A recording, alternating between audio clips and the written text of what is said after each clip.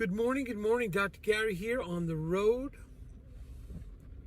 We sell dental practices nationwide. Name of our company is Healthcare Practice Sales, LLC, and our phone number is 201-663-0935. Our website is dentalpracticeguide.com. So anyway, today's topic is discussing the confidentiality of a non-disclosure agreement, or when you have a letter of intent, that information on there, although it's non-binding, is still confidential. So let's talk about that. Anyway, we now are in 19 states. We have 8 employees. Very soon, I believe, we're going to have 11 employees, or 10 or 11 employees, and we'll be expanding to multiple other states. We're almost there, right at the edge of it. We just completed one of our larger projects, so we can spend some time focusing. And we're excited about it. So right now, all the information you're about to hear is for informational purposes only, entertainment. It is not business or legal advice. We work 363 days a year. We take off Christmas and Easter, and we'll answer the phone from 7:30 a.m. to 9:30 p.m. on the East Coast time. But essentially, we answer the phone every day. So we're excited to help you. If you're a seller and you need help, we can assist you, make a free evaluation of your office. If you're thinking about selling to a DSO, there is no commission that we charge to a DSO, because we bring in some of the, we're independent, but we'll pick and choose which DSO we think would be helpful for you. And we work with some of the largest ones in the country. And it just works out great. So there'll be no commission for you when we bring a DSO in. And also for the legal fees, often the legal fees are reimbursed at closing. So we get your legal fees often reimbursed, depending on certain criteria. So we're here to help you. And it's 201-663-0935. And our website is dentalpracticeguide.com. So give us a call. Even if you just want to chat, we'll be happy to give you some free information and share it with you. So anyway, today's topic is about the restrictive covenant. It's a confidential document. Now, once letter of intent. Letter of intent is a confidential document.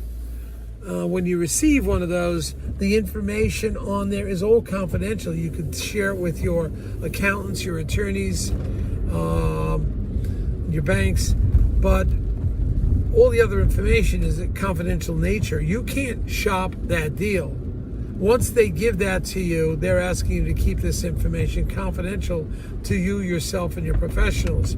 You can't take that and go shopping to another DSO. Let's say it was a DSO or another private buyer. You can't go around and just shop the deal. You can't do that.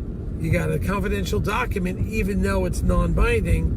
You can't do that, because what happens sometimes is some of the sellers think, oh, they're going to outsmart everybody. They're going to take your letter of intent and just go to all the other companies and say who could do better. The problem is, you'll always find somebody who can do better. But what does that mean, can do better? What does it really mean in reality? It means they're just trying to get your business, and they'll say yes to everything. So maybe yes in an upfront fashion, they'll say. But on the back end, what the company's like and whatever they promise you in stock or benefits, whatever, they may not develop. And something just happened to us like that. One doctor thought he was outsmarting everybody. He took the deal from the one company and shopped the other deal, and they just kept upping him and kept beating the deal.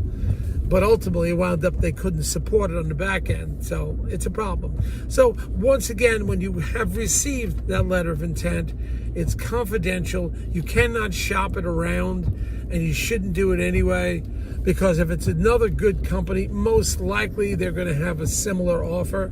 Most likely, especially when it comes to a DSO, because they'll have already figured out what your EBIT is, your net profit, and they're all going to do a factor of it, whether it's 5 factor, 6 factor, sometimes 7 factor, but they're going to be within that range. If it's a single practice, it'll probably be only 5, 5.5, 6 times your net profit.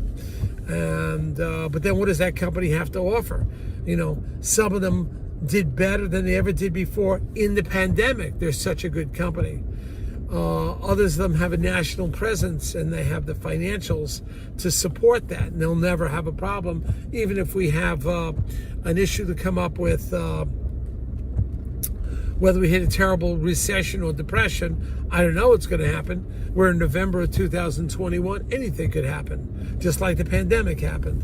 I think something bad will happen financially soon at some time, maybe in the next year or two. So you got to be aware of that. You stick, whoever company, you try to negotiate the best deal you can. You cannot shop the deal. You cannot take your letter of intent and go try to find out other buyers. And it'll work out against you anyway, because you'll try to find another buyer and you got the buyer, and then you start negotiating, and then the first buyer is pissed and they drop out, and then you lost the first buyer. You think you got the second buyer, and the second buyer drops out when you really find out what they have to offer. And now you lose it on the first and the second. So you're in a lose-lose situation. You don't want that happening. But it's something to be aware of. And it does happen, and I see doctors happening to do it, and they think they're outsmarting everybody. Be aware of that. It's a confidential letter of intent. All right? Call us anytime. We're pulling into the winter time here. I can't wait to get to the warm weather again. Bye now.